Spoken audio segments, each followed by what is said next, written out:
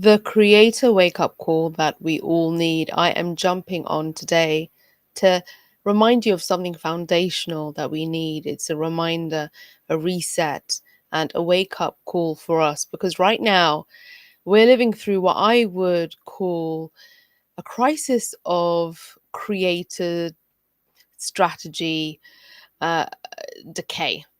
Let's call it that. Let's call it strategic decay, especially for us creators, entrepreneurs, and anyone building a brand. There's more noise than ever, more uploads than ever, and there's so much content, and there's more pressure to perform online. Are you live streaming on YouTube, on TikTok, on Substack? And somehow, amongst all of that noise, we have forgotten all about our strategic clarity and our intention, our need to revisit what we're doing it all for. So, this is me reintroducing something I've spent more than 20 years developing across my experience in communications, in the media, in my post-grad systems thinking, and my creative work. It's my 7 strategic zones that I developed and introduced just this year for us to have a framework, to have lenses, to be able to build a brand and a business in an intentional way. So let me help you think smarter, act sharper, and show up with purpose when you do do that live, especially when the game keeps changing and we must embrace and accept the fact that the game will constantly change. And it's not just the algorithms or the platforms, them changing, it's actually the influencers of the change. And that's you. Creators are changing the game as well. Popular creators, someone who's built a massive audience and is doing the numbers, can inform how algorithms run because they are paying attention to how users are interacting with their apps. So the power is still in your hands. So let's focus on that positive and let's remind ourselves that the power of intention and intention setting and being much more strategic can help us avoid burnout. So let's just name the problem, the creator problem, okay? We get pulled into reaction mode all the time. We are chasing algorithms, we are outsourcing our thinking, we are burning out, we are losing sight of any deep strategy. Like, where's the depth? And here's the truth, you can't actually outsource your thinking. I've been talking about this a lot. Let's not outsource our cognitive processes. And you can't fake alignment. People can tell. Users have become really savvy, and you definitely can't build a lasting brand, a legacy without any kind of a system that helps you adapt while staying rooted in your core values. So let's talk about it. This is why my 7 strategic zones are so helpful and they come in. These aren't random tips, aren't random things I've come up with.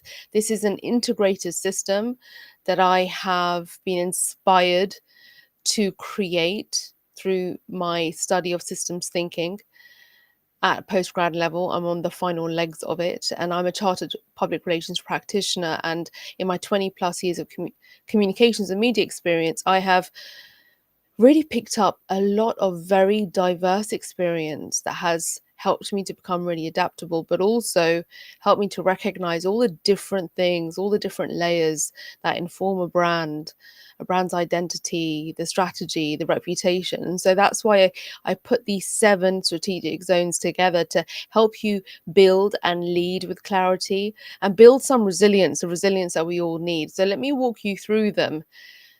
Top line, okay, top line, because I have a lot of content here on my channel that actually goes into each of these zones in more depth, and I have playlists dedicated to each zone and to each facet of my thinking, my system. So, number 1, zone 1, strategic self awareness. It's knowing who you are, your brand, your values, how you think, and how you as a creator, your creator values, I mean, how your personal patterns actually show up in your work, how you're reactive or proactive. It's having an understanding of you, the creator, within this entire system of your own. Having that strategic self-awareness is a power move, and constantly checking in on this with your reflexivity, where you're checking yourself, your biases, your assumptions, how you're working, how you're reacting. It's a power move. That's zone one. You mustn't be left out of the mix. Zone two is all your interdependencies and stakeholder mapping. In systems thinking, everything is connected, everything is interrelated. It's looking at those connections. And in public relations, it's all about relationships, right? It's all about all the stakeholders that we have, our audiences, our customers, our clients, our followers. And it's about identifying those interdependencies. So you've got to understand the system that you exist in, from your partners to platforms to power dynamics. There is no brand that is operating in isolation. There is nothing that anyone is building in isolation. Zone three is your risk readiness and reputation design. And if you want to know more about my Think Like a PR public relations masterclass, all about your reputation design, you can go to my description. There's actually a free masterclass there for you. So, zone three, risk readiness and reputation design, is all about anticipating challenges before they blow up. This is the key thing that we learn in crisis communications, risk readiness, public relations, reputation management. You've got to build a reputation that is not just polished and looking good, but it is resilient. You've got to anticipate and you've got to take calculated risks. So you've got to allocate some time to identifying what your risks are and just being prepared for them. If you know one or two segments of your audience don't respond very well to a particular style of content or messaging, then you've got to be prepared. You've got to be prepared with what are the kinds of things that they're going to say, where are they going to say it, and how are you going to respond in a succinct and powerful way. That's risk readiness. Zone four is your media literacy and zeitgeist awareness. And I have dedicated a whole YouTube channel to that. And I've just gone past 2,000 subscribers, which feels really awesome because it's long form content most of the time. And I stream and I talk about media, politics, culture, and the link is available for you. And it has given me an even heightened awareness of what different demographics care about in the socio-political landscape. And you as a brand owner have an audience, have a follower, clearly, and they care about things. What do they care about? Or are you in a bubble? So you've got to be able to figure out how to read the moment, know what is actually shifting culturally, engage with the nuance of their experience and what they're observing, and don't just trend hop.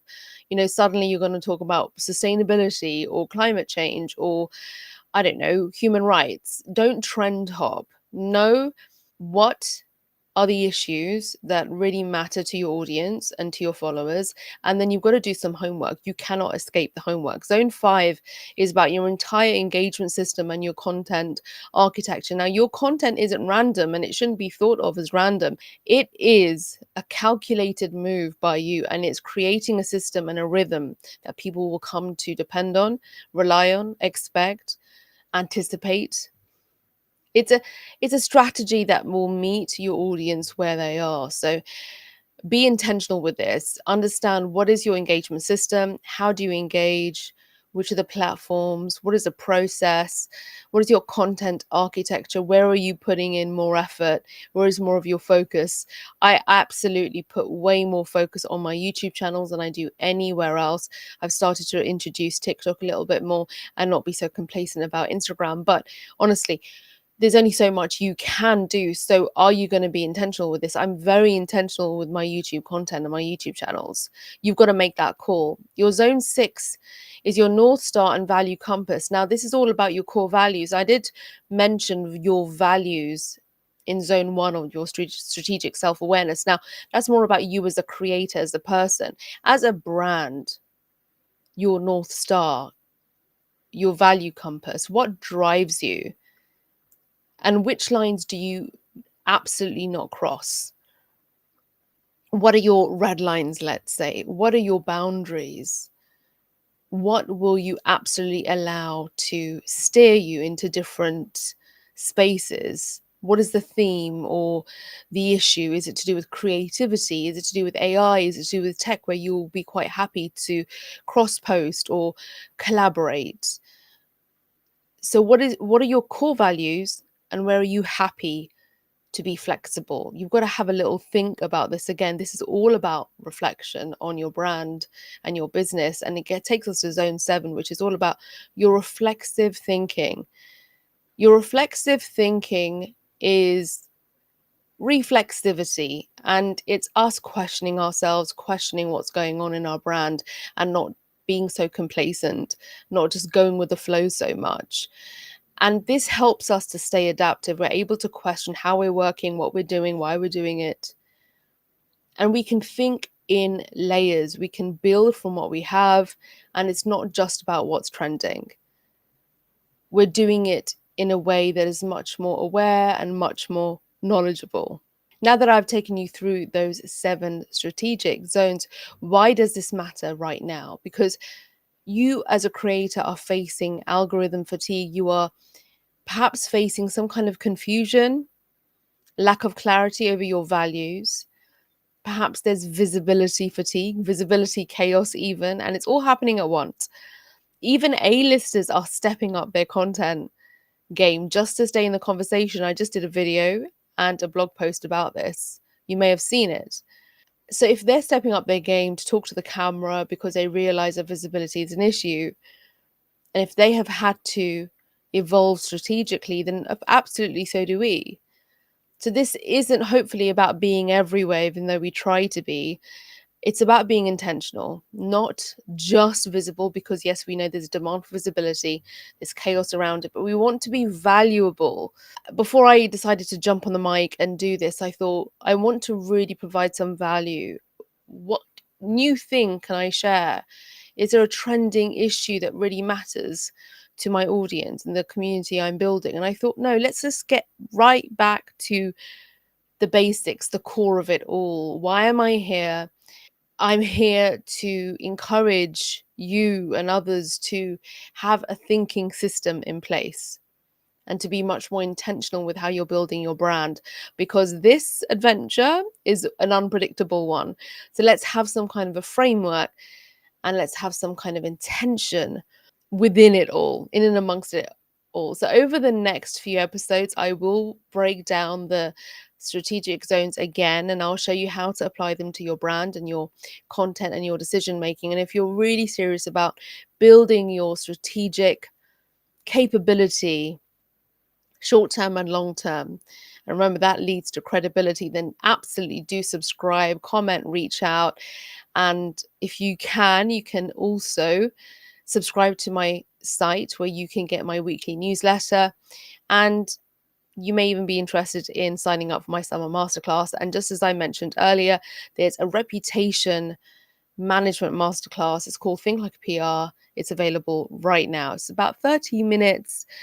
And yeah, it's a guide to get you to think. So there's some homework involved. So whether you're early in your journey or you're leading a very big team, this framework can help you to level up how you think and how you plan and how you create. Because honestly, in 2025, because there is so much going on, I feel that influence matters even more, clarity matters even more, and being much more clever and smart about all of this is so crucial for us.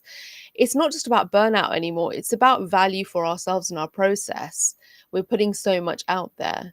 We've got to check that it's feels like a worthwhile process, not just about what the ROI is, but are we actually enjoying the process? Is it fueling us?